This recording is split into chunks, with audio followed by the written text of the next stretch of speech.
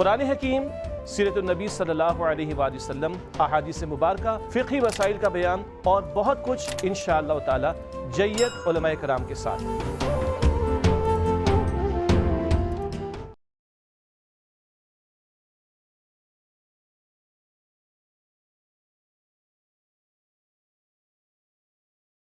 السلام علیکم ورحمۃ اللہ وبرکاتہ۔ الحمدللہ وکفا وسلام علی عبادہ الذین اصطفیٰ، اما بعد فاعوذ باللہ من الشیطان الرجیم، بسم اللہ الرحمن الرحیم۔ اللہم صلی علی سیدنا و نبینا محمد وعلی آل سیدنا و حبیبنا محمد وبارک وسلم، ولا حول ولا قوة الا باللہ العلی العظیم۔ اللہ سبحانہ و تعالیٰ کا حکم ہے ہم سب کے لیے کہ ہم لوگ عدل اور احسان کا معاملہ کریں۔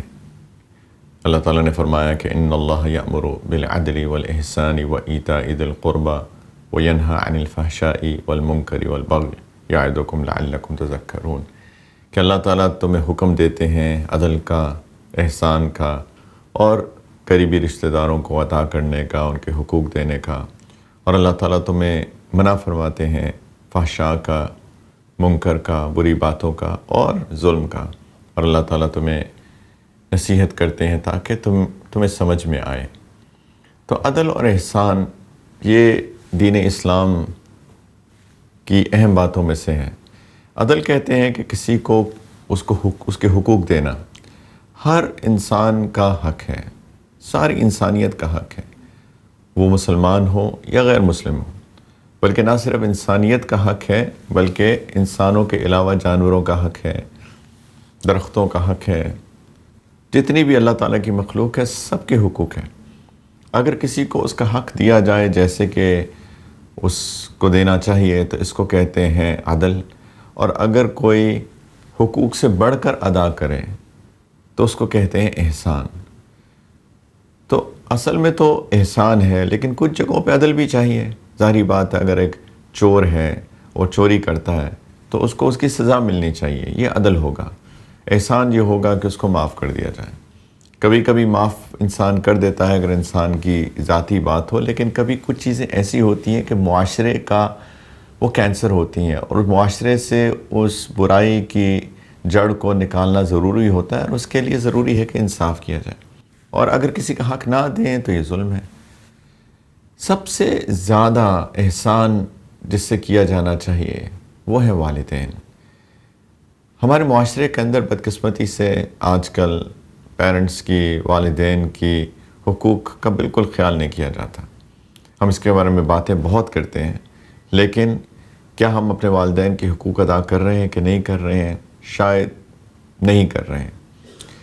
دیکھیں، والدین وہ لوگ ہیں جنہوں نے بچے کی پیدائش کا سبب بنتے ہیں۔ یہ بچہ جو چھوٹا سا ہوتا ہے، کسی قابل نہیں ہوتا، نہ وہ ہل سکتا ہے نہ وہ بول سکتا ہے، والدین اس کا خیال کرتے ہیں، ماں اس کو دودھ پلاتی ہے، راتوں کو جاگتی ہے، اس کا خیال کرتی ہے، وہ روتا ہے تو یہ والدین دونوں اس کو ڈی کوڈ کرنے کی کوشش کرتے رہتے ہیں کہ یہ بچہ کیوں رو رہا ہے، اس کو بھوک لگی ہے، اس کو سردی لگ رہی ہے، اس کو گرمی لگ رہی ہے، اس کے پیٹ میں درد ہو رہا ہے۔ والدین اس کو ڈی کوڈ کرتے ہیں، اور اللہ کی عجیب شان ہے کہ والدین کو سمجھ میں آ جاتی ہے کہ بچہ رو کیوں رہا ہے، اور پھر اس بچے کی جو ضروریات ہوتی ہیں وہ ضروریات والدین پورا کرتے ہیں۔ اس کو بچپن سے لے کر جوانی تک اس کی ضروریات کا خیال کرتے ہیں، والد کما کے لاتا ہے۔ یہ احسانات ہیں جو کہ والدین اولاد پہ کر رہے ہیں۔ اللہ تعالیٰ چاہتے ہیں کہ ان احسانات کو یاد رکھا جائے اور ان احسانات کا بدلہ دیا جائے۔ انسان وہی ہوتا ہے جو کسی کے احسان کو یاد رکھے۔ هل جزاء الاحسان الا الاحسان۔ اللہ تعالیٰ بھی بندے کے ساتھ احسان کا معاملہ کرتے ہیں۔ جب بندہ نیک زندگی گزارتا ہے تو اللہ سبحانہ و تعالیٰ اس کو آخرت میں جنت عطا کریں گے۔ تو اللہ تعالیٰ چاہتے ہیں کہ ہم سارے بھی ایک دوسرے کے ساتھ احسان کا معاملہ کریں، کسی کی اچھائی کو بھول نہ جائیں۔ اسی کو وفا بھی کہتے ہیں۔ تو والدین کے ساتھ وفا، والدین کے ساتھ احسان، یہ ہمارے دین کا ایک بہت بڑا حصہ ہے۔ اس کو پلیز یاد رکھنے کی کوشش کرنی چاہیے۔ ہمارے بچے، نوجوان بچے جب بلوغت کی حد تک پہنچ جاتے ہیں، ایڈلٹس ہو جاتے ہیں، اور ایڈلٹس ہونے کے بعد ان کو شاید یہ لگتا ہے کہ ہم ایسے ہی پیدا ہوئے تھے، انہیں بھول ہی جاتا ہے کہ ہم بھی چھوٹے سے بچے تھے۔ تو میرے پیارے بچوں، میرے نوجوان بچوں، اپنے والدین کے بارے میں سوچو، اور نہ صرف کہ نوجوان بلکہ ہم سارے لوگ جو میچور ایج کو پہنچ چکے ہیں، اگر ان کے والدین حیات ہیں، ان کے والدین ابھی زندہ ہیں، تو یہ ایک بہت بڑی سعادت کی بات ہے کہ والدین زندہ ہیں۔ ایک دفعہ نبی کریم علیہ السلام ممبر پہ تشریف لے کے جا رہے تھے، تو انہوں نے ایک سٹیپ پہ قدم مبارک رکھے تو فرمایا کہ آمین، دوسرے پہ رکھے تو کہا آمین، تیسرے پہ رکھے تو فرمایا آمین۔ تو بعد میں صحابہ نے پوچھا یا رسول اللہ آپ نے آج آمین آمین آمین کیوں کہا؟ تو انہوں نے فرمایا کہ جبریل آئے تھے میرے پاس علیہ السلام، اور انہوں نے مجھے کہا کہ آپ آمین کہیں، اور 3 دعائیں مانگی جبریل علیہ السلام نے۔ ان میں سے ایک دعا یہ تھی کہ وہ شخص برباد ہو جائے جس کو اس کے دونوں والدین یا ایک والدین میں سے ایک اس کو اس کی زندگی میں ملے بڑھاپے میں، اور وہ ان کی خدمت کر کے جنت نہ کما سکے۔ تو ہمیں اگر والدین ہمارے بوڑھے ہو گئے اور اگر ہم ان کی خدمت نہیں کر رہے، ان کا خیال نہیں کر رہے، تو یہ بہت ایک بدقسمتی کی بات ہے، یہ انسان کی شقاوت ہے، یہ اس کی ریچڈنس ہے کہ وہ اپنے والدین کے بارے میں نہیں سوچتا ہے۔ دیکھیں والدین، جو لوگ والدین ہیں آپ میں سے، آپ سمجھ سکتے ہیں کہ بچوں کی مصیبت، بچوں کی پریشانی ہمیں اپنی پریشانی اور اپنی مصیبت سے زیادہ بڑی لگتی ہے۔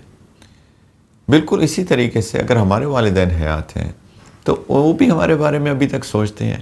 یہ اس لیے میں اتنا ایمفیسائز کر رہا ہوں کہ میں کچھ لوگوں کو جانتا ہوں جو اپنے والدین کو بھول جاتے ہیں۔ ایسے لوگوں کو بھی جانتا ہوں ان کی ماں بوڑھی ہے لیکن وہ اب دوسرے ملک چلے گئے اور سالوں اپنی والدہ کے بارے میں پوچھا بھی نہیں کہ وہ کس حال میں۔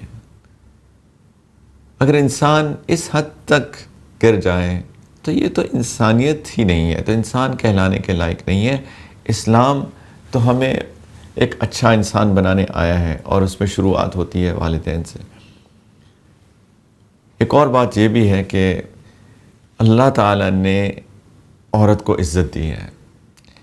جو عزت معاشرے میں عورت کو دین اسلام نے دی ہے وہ کسی اور معاشرے نے نہیں دی ہے، وہ کسی اور فلسفی نے نہیں دی ہے۔ نبی کریم علیہ السلام جب مبعوث ہوئے تو ہم جانتے ہوں گے، سیرت پڑھی ہوگی کہ اس وقت زمانہ جاہلیت میں لوگ اگر ان کے گھر میں بیٹی کی پیدائش ہوتی تھی تو وہ اس کو زندہ دفنا دیتے تھے، کیونکہ وہ سمجھتے تھے کہ ہمارے لیے ایک ہمارے سٹیٹس کے اندر کوئی ایشو آ گیا کہ ہمارے گھر بیٹی کی پیدائش ہو گئی۔ نبی کریم علیہ السلام نے عورت کو عزت دی، اور کسی نے پوچھا، کسی صحابی رضی اللہ تعالی عنہ نے نبی کریم علیہ السلام سے پوچھا کہ یا رسول اللہ میرے حسن سلوک کا سب سے زیادہ حقدار کون ہے؟ تو نبی کریم علیہ السلام نے فرمایا تمہاری ماں ہے۔ انہوں نے پوچھا کہ اس کے بعد؟ فرمایا تمہاری ماں ہے۔ پوچھا تو اس کے بعد؟ فرمایا تمہاری ماں ہے۔ 3 دفعہ ماں کا ذکر کیا، پھر فرمایا تمہارا باپ۔ اب سوچیں معاشرے میں کیا عورت کو عزت ملی کہ سب سے زیادہ حسن سلوک کا حقدار جس کو ٹھہرایا گیا وہ ایک عورت ہے جس کو ماں کہتے ہیں۔ انشاءاللہ تعالیٰ کبھی اس کے بارے میں پھر بات کریں گے، لیکن مردوں سے مخاطب ہو کے نبی کریم علیہ السلام نے فرمایا کہ خیرکم لأہلہ، کہ تم میں سے بہترین مرد وہ ہے جو اپنی بیوی کے ساتھ سب سے زیادہ اچھا ہے۔ بیٹیوں کے بارے میں فرمایا، بہنوں کے بارے میں فرمایا، عورت کو دین اسلام نے عزت دی ہے۔ ماں کو 3 درجے کیوں ہیں باپ کے مقابلے میں؟ ماں بچے کو پیٹ میں اٹھاتی ہے، 9 مہینے اٹھاتی ہے، کتنا مشکل کام ہے۔ ہم اگر تھوڑا سا وزن تھوڑی دیر کے لیے اٹھائیں تو تھک جائیں گے۔ ماں اس بچے کو 9 مہینے اپنے پیٹ میں اٹھا کے رکھتی ہے، اور ہم سب جانتے ہیں کہ کئی دفعہ پریگننسیز بہت مشکل ہوتی ہیں، کوئی آسان کام نہیں ہوتا ہے۔ پھر ڈیلیوری، بچے کی پیدائش، کتنا مشکل کام ہے۔ یہ دوسری بات ہے. زندگی اور موت کا مسئلہ ہو جاتا ہے کبھی کبھی. اور تیسری چیز بچے کو دودھ پلانا.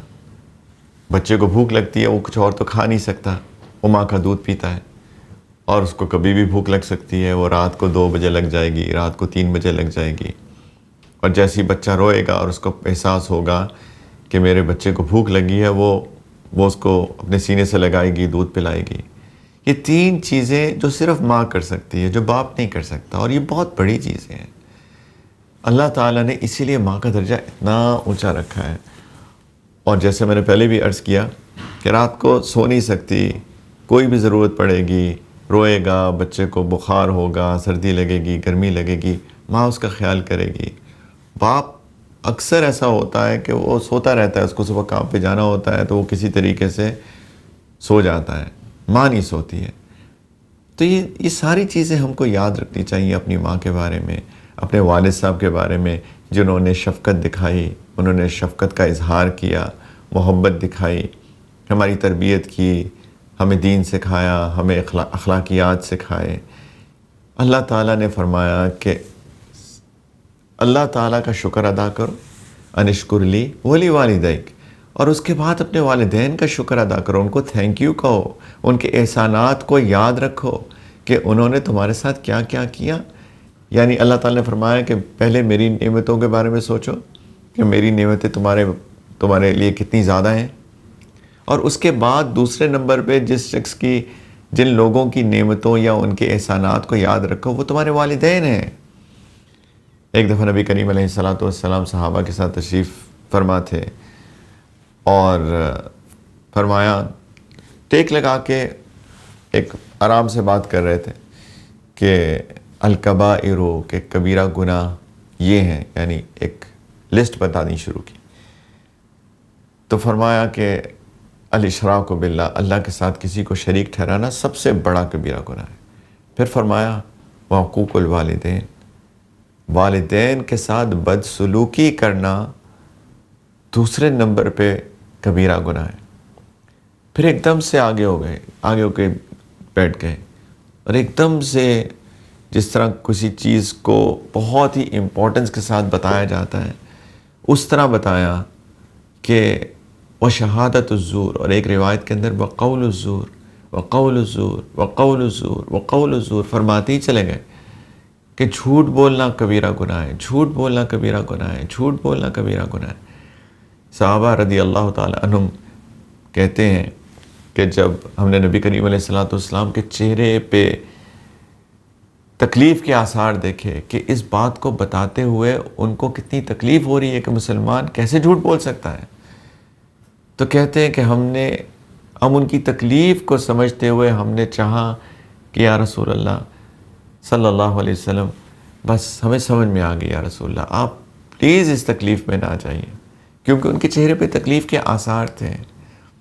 اور اتنی دفعہ انہوں نے اس کو ریپیٹ کیا تاکہ سمجھ میں آ جائے لوگوں کو کہ جھوٹ بولنا کتنا بڑا کبیرہ گناہ ہے، تیسرے نمبر پہ. لیکن یہاں پہ تو میں نے اس لیے عرض کی یہ حدیث مبارکہ کہ نبی کریم علیہ السلام نے دوسرے نمبر پہ جو کبیرہ گناہ کا ذکر کیا وہ حقوق الوالدین ہے، والدین کے ساتھ بدسلوکی کرنا. تو پلیز ہم سب لوگ والدین کے بارے میں سوچیں، ان کے احسانات کو یاد رکھیں، ان کے ساتھ اچھا معاملہ کریں.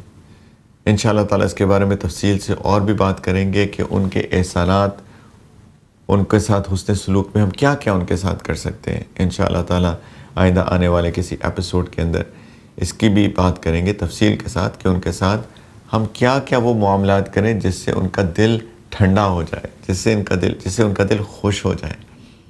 لیکن کم از کم یہ تو ضرور کریں کہ ان کے احسانات کو یاد کر کے اور ان کے ساتھ اچھا معاملہ کریں، ان کے ساتھ بدتمیزی نہ کریں، ان کے ساتھ عزت کے ساتھ بات کریں، پیار کا معاملہ کریں.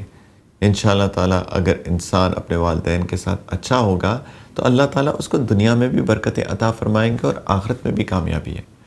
ایک حدیث مبارکہ میں نبی کریم علیہ السلام نے فرمایا کہ 2 گناہ ایسے ہیں جس کی سزا انسان کو آخرت میں تو ملتی ہے، دنیا میں بھی ملتی ہے، یعنی جلدی مل جاتی ہے. ان میں سے ایک ہے حقوق الوالدین، والدین کے ساتھ بدسلوکی کرنا، اور دوسرا ہے ظلم. ایروگنس، تکبر کی بنا پہ ظلم کرنا، یہ دو ایسے گناہ ہیں کہ انسان کو دنیا میں بھی اس کا نتیجہ دیکھنے کو ملتا ہے۔ اللہ تعالیٰ ہم سب کی حفاظت فرمائے۔ انشاءاللہ تعالیٰ ایک چھوٹی سی بریک لیتے ہیں اور بریک کے بعد آپ کے سوالوں کے ساتھ حاضر ہوں گے۔ آپ اپنے سوالات ای میل کر سکتے ہیں، جو ای میل ایڈریس آپ کی اسکرین پہ بھی نظر آ رہا ہوگا، deenfitrat@arYdigital.tv پر۔ انشاءاللہ تعالیٰ بریک کے بعد ملاقات ہوتی ہے۔ السلام علیکم ورحمۃ اللہ وبرکاتہ۔ Welcome back. بریک کے بعد آپ کے سوالوں کے ساتھ حاضر ہیں۔ آپ اپنے سوالات ای میل بھی کرتے رہیے deenfitrat@arYdigital.tv پر۔ کسی نے سوال پوچھا کہ میری والدہ ہیں، وہ میرے اوپر بہت ظلم کرتی ہیں اور ہر وقت مجھے بد دعائیں دیتی رہتی ہیں، برے الفاظ کا استعمال کرتی رہتی ہیں، اور میں ان کے ساتھ کیسے سلوک کروں؟ میرے دل میں بہت ان کے لیے برے برے خیالات بھی آتے ہیں، تو میں کیا کروں ان کے ساتھ؟ پہلی بات تو اللہ تعالیٰ آپ کو جزائے خیر عطا فرمائے کہ آپ نے اس کے بارے میں سوال کیا اور اس کے بارے میں آپ نے پوچھا، کیونکہ کئی ایسے بچے ہیں، کئی ایسے نوجوان بچے ہیں جو کہ اس کے بارے میں سوچتے ہی نہیں ہیں کہ at the end of the day وہ میرے والدین ہیں، تو کیا مجھے ان کے ساتھ اسپیشل معاملہ کرنا چاہیے کہ اگر کوئی بھی اس طرح کا شخص ہو جو مجھے گالیاں دے، مجھے برے الفاظ کا استعمال کرے اور ہر وقت کوئی نہ کوئی کرٹیسزم رہے، تو ایسے لوگوں کے ساتھ جنرلی تو اٹھنا بیٹھنا نہیں ہوتا، آپ کوشش کرتے ہیں کہ ایسے لوگوں سے کنارہ کشی اختیار کر لیں۔ یہ نہیں کہ قطع تعلق ہی کر لیں، لیکن ظاہری بات ہے کوئی شخص جو ہے ہر وقت آپ کو برا بھلا کہہ رہا ہوگا تو ہر وقت آپ اس کے سامنے تو نہیں آتے ہیں، لیکن یہاں پہ والدین کا معاملہ ہے تو بہت اچھی بات ہے کہ آپ نے اس کے بارے میں سوچا۔ تو میرے اسی کامنٹ کے اندر ہی میرا جواب بھی ہے کہ دیکھیں وہ آپ کے والدین ہیں، وہ آپ کی والدہ ہیں، اور والدین بہت کچھ کرتے ہیں بچوں کے لیے، اور اللہ تعالیٰ چاہتے ہیں کہ ہم اپنے والدین کے ساتھ حسن سلوک کریں۔ مجھے بہت احساس ہے اس بات کا کہ والدہ کی ایسی باتیں دل کو تکلیف دیتی ہیں، اس میں کوئی شک نہیں ہے۔ At the end of the day ہم سارے انسان ہیں، ہمارے جذبات ہیں، احساسات ہیں، کوئی اگر برے طریقے سے بات کرے تو ہمارے دل کو اس سے تکلیف ہوتی ہے، اس میں کوئی شک نہیں ہے۔ لیکن جیسے میں نے عرض کیا کہ والدہ ہیں، تو ہمیں اللہ کی خاطر ان کی ان باتوں کو برداشت کرنا چاہیے، اللہ تعالیٰ کی خاطر ہمیں اگنور کرنا چاہیے۔ میک شور کریں کہ آپ سے کوئی بدتمیزی نہ ہونے پائے، ایسا نہ ہو کہ آپ بھی اس کو اسی برے طریقے سے رسپونڈ کریں کبھی فرسٹریشن میں آ کے، ایسا پلیز قطعاً نہ کیجیے گا۔ آپ بس چپ رہیے، آپ اگر برے طریقے سے بات کرتی ہیں تو آپ خاموش ہو جائیے، آپ کوئی بات آگے سے نہ کیجیے۔ کب تک وہ کریں گی؟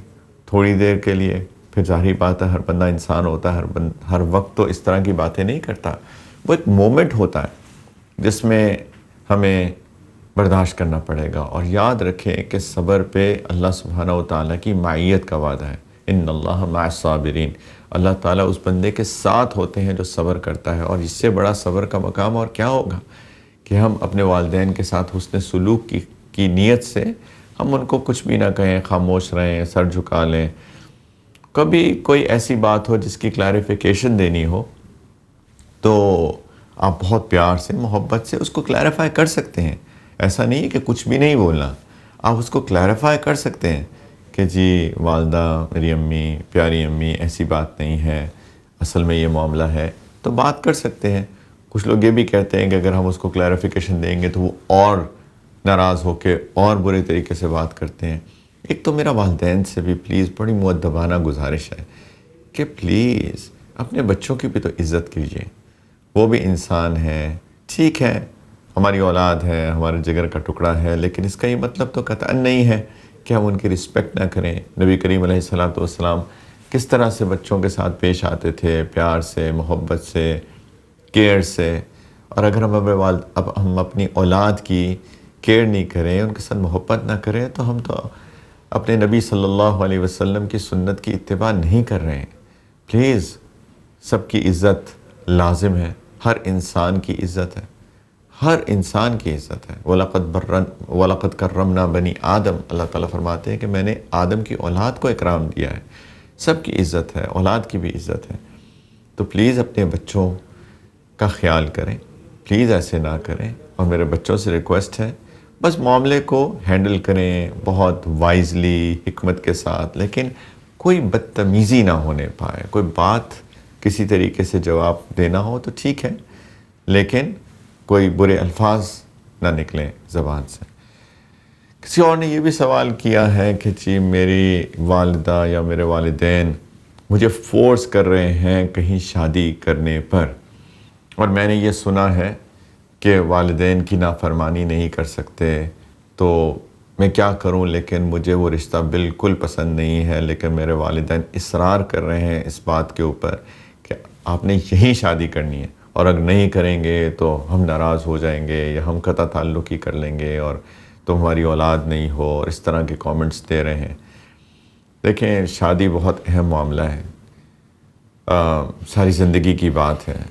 میں نے بہت سارے کیسز ایسے دیکھے ہیں جہاں پہ لوگوں کو شادی سے پہلے وہ جگہ پسند نہیں تھی جہاں ان کی شادی طے پائی، اور زبردستی کی گئی، اور پھر وہ شادی نہیں بن پائی، اور پھر یا تو معاملہ طلاق تک پہنچ گیا، یا شوہر اور بیوی کے درمیان کوئی بھی محبت اور کسی قسم کی بانڈنگ نہیں تھی۔